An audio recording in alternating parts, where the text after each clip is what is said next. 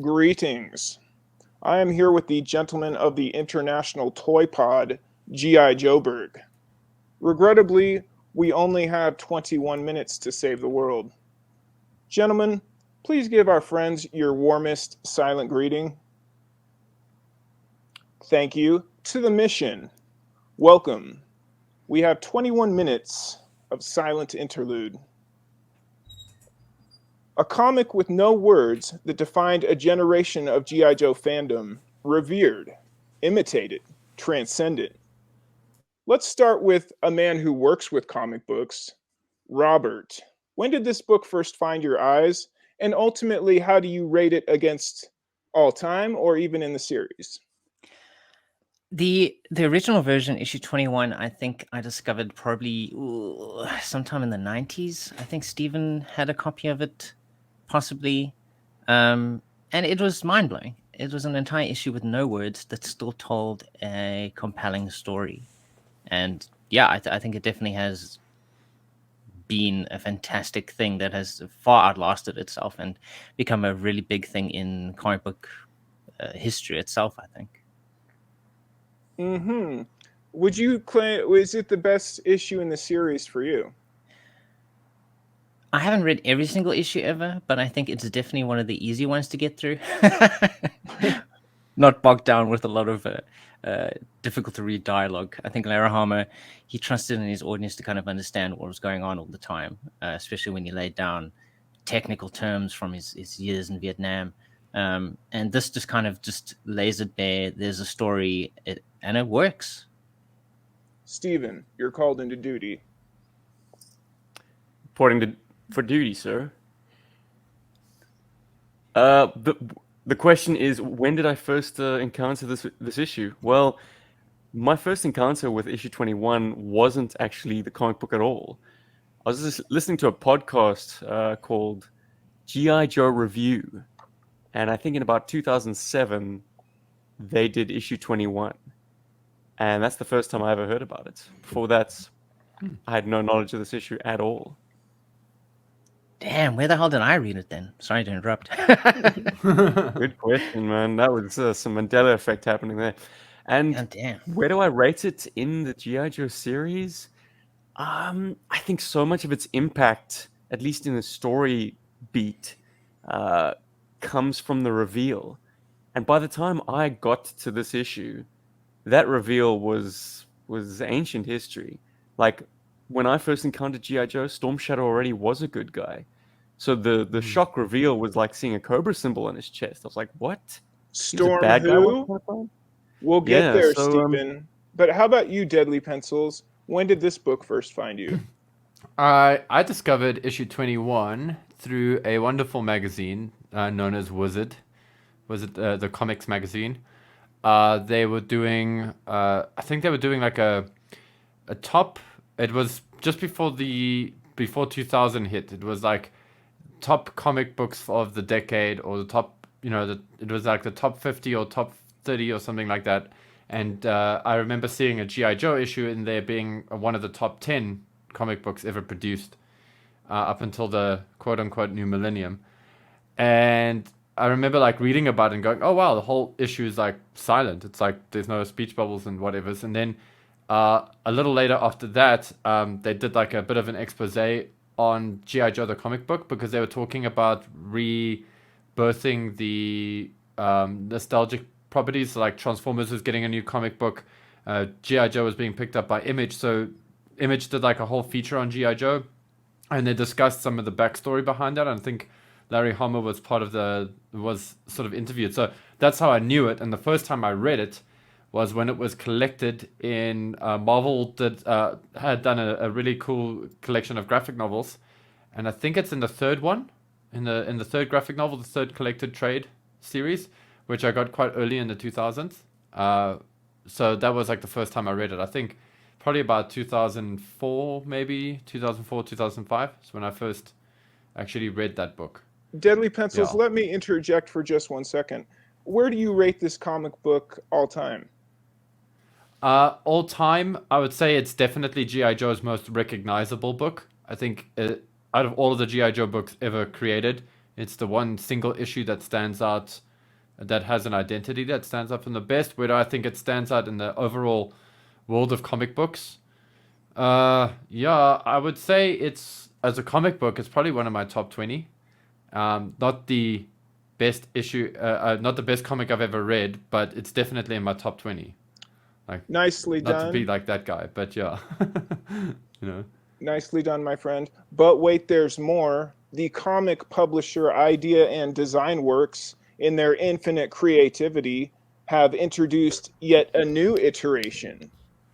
The 40th anniversary of G.I. Joe gives us the silent interlude, but drawn by contemporary line artists familiar to the brand and several that we've crossed paths with along our G.I. Joe journey. Rob, let's start with you. Most improved page or most noteworthy page in your opinion? I'd have to say it's the very first page. So obviously the original, it's art by Larry Hama, Steve Leialoha did finishes, but this version of the page, because each page is by a different artist, it's by Tom Feister, and I just really like that. It sets the mood just like the original does, but it kind of sets it. It feels even more like the beginning of the story, if that makes sense. It feels more like, because of the way that we can kind of like do art so much more detailed these days. I mean, the art is exceptionally amazing in the original, but now we can kind of do more with color, and it sets the tone of the nighttime of the mission.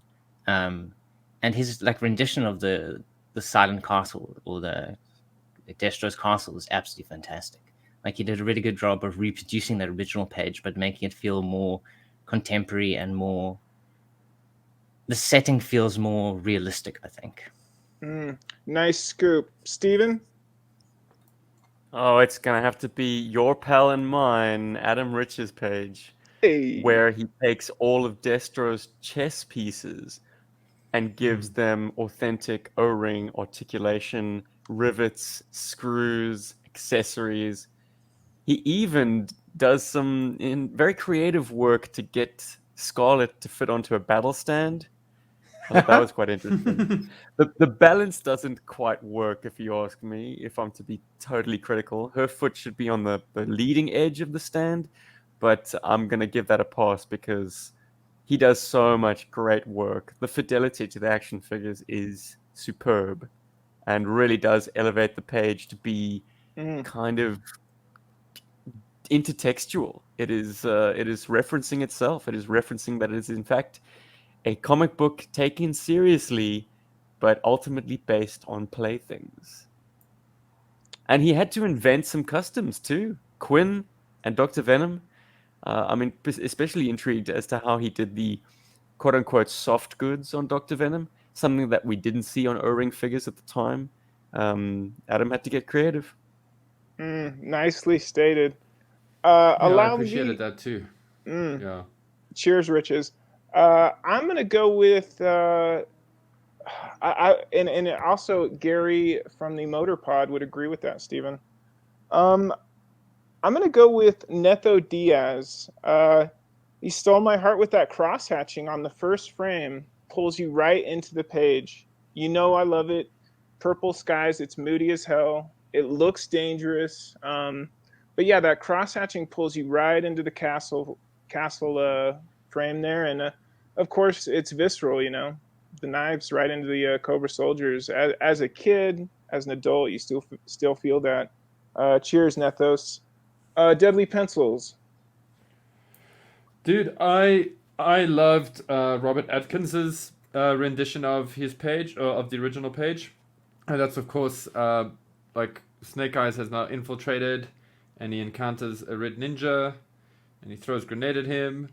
But what I like about it is that Robert Atkins was, as a professional, he's like smart enough to recognize that the original page is actually really great, and that you shouldn't mess with the formula too much. And he doesn't, and he does these like small little flourishes just to add a little bit of drama where he felt that it needed to be added. And I agree with his choices. I think having the reflection of the red ninja in Snake Eyes' visor, making it sort of a clearer shot, turning Snake Eyes' face around a little bit instead of it being a dead-on shot, just made it more interesting and more dynamic. And I also like what he did with the hand for the hand grenade. The way that it's it feels more like it's being thrown at you. I always felt the original had that, but it didn't quite have the impact. And I just feel like all around that, if you're going to like remaster a book, or if you're going to like redraw a book, this is how I feel you should do it. And I feel like Robert Atkins nailed it. Like, he really got it down. He's even kept a lot of the shapes and the composition for the panels pretty much on point. Like, it's spot on. It's great. Speaking of Concur. points, I like the fact that the Psy now has points, whereas yes. the original line art seemed very rounded off, which is perhaps perspectively how a Psy would look, but it's supposed to be pointed. It needs to look dangerous, whereas in the original art, it looks like a kitchen utensil. I'm a fan of Psy Talk, but we must move on. Let's go compare and contrast, gentlemen. What did this book show you about Larry Hama's original line art? Stephen, let's go back to you real quick. Before we even get into the line art, I'd just like to say that this book gave me a profound appreciation for Larry's layouts. The geometric layouts that he uses of like just balancing, like 3 vertical frames balanced by a long horizontal frame, balanced by another 3 vertical frames, balanced by a long horizontal frame. He gave such a strong framework, and I feel like pages that didn't adhere strictly to Larry's layouts kind of suffered for it. Like, it's almost like a mathematical perfection. It feels like who's Alan Moore's penciler on Watchmen? Oh, Dave Gibbons. Dave Gibbons. It feels like Dave Gibbons' work. It's just so pleasing to look at. And the line work itself, my goodness, man. Each of these artists had a page and could take as long or as short as they felt necessary to produce their work. But if you think about the fact that back in the day, one man penciled and another man finished with an enormous time crunch, the fact that everything is this perfect, it's a monumental work. This 40th is a tribute to, it is above all else a tribute to the original. And it gave me a new appreciation Robert? for Larry and Steve's original work. I think it actually doesn't get better than the original. I think a lot of people have definitely tried to do their own things. I would definitely go off what Stephen said, that the original paneling that Larry instituted in his comic book is absolutely fantastic. He chose the best moments for each panel perfectly to kind of like advance the action. And also, he's absolutely amazing at doing motion. There's a lot of motion in his panels. Like, he often does do the motion lines where you can kind of like see how their arms have come to the position that they're into in that moment. And like how fast Snake Eyes moves when he attacks the 2 troopers on the roof. There's just always incredible examples of motion and movement within his panels. And it's really fantastic. And I think the page that Paul chose was a fantastic example of someone essentially reproducing what Larry originally did, because a lot of the other pages lose that sense of motion and movement that Larry put into each panel that he produced. Word. Paul? Unmute. Hey, man. The thing is, like, Stephen kind of touched on it earlier, but Larry's layouts are so strong that whenever you see somebody try to deviate from it in a big way, it completely breaks and it hurts the sort of continuity of the shot. And a good example for me is the way that Scarlet is introduced when Storm Shadow cuts her sort of the bag open that she's in. That whole shot, I feel like that was I just feel like a lot of the drama is completely lost there, whereas the original packs that drama in very well. It's very like I feel like this whole comic book goes to the beat of like a really cool kind of synthwaves da da dum kind of tune, and I just feel when you look at the remake, whenever somebody breaks that layout or tries to be a little bit too dynamic with it, that it messes up that whole song in my head with this. And I say that with obviously with respect to the guys who did this because they obviously wanted to try and do something interesting with the book. And to be fair, this is the second time that it's been sort of remastered or redrawn, you know, as a sort of anthology situation. So As yeah, a I imagine some guys wanted to give something new to it. Yeah. as a fellow appreciator of synthwave, I appreciate your words, my friend. I would echo the words of Stephen and Rob and yourself as well that I think what this book revealed to me is that Hama is a visual architect. Uh, we can probably still hike around Cobra Island if we need to. We know what the Silent Castle looks like. We may not know every hallway, but we know it pretty well, and it's because the framing.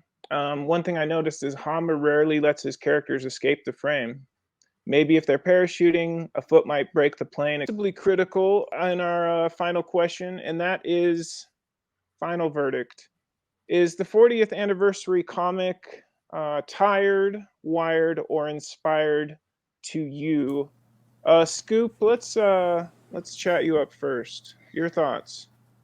I I gotta say, I think it's tied. I think there's only so much you can do. Actually, I don't think you really can improve on the original. It's consistently so good, and I think especially something that I missed from almost every single artist that interpreted their pages in this 40th anniversary version were the emotions, especially with Scarlet. Scarlet has a lot of emotions and expressions on her faces on her pages, and I think only one or two of the artists managed to capture the emotions of the characters. Otherwise, in general, they feel very lifeless, or at least emotionless in the way that you see them on the panels in the new comic book. And I think they didn't reproduce that well enough to kind of keep the emotion going through the entire book. It's more like it's all the action, but you don't feel the people behind the motion. So I think definitely, yeah, I think it's tied. We've lost the emotion, we've lost the movement and grace of the original. You really didn't have to reproduce this. All you had to do was just reprint the original and be done with it. Not a fan of choreography? What say you, Stephen? Well, they had to wring a few more dollars out of issue 21, right? It's a nice bonus.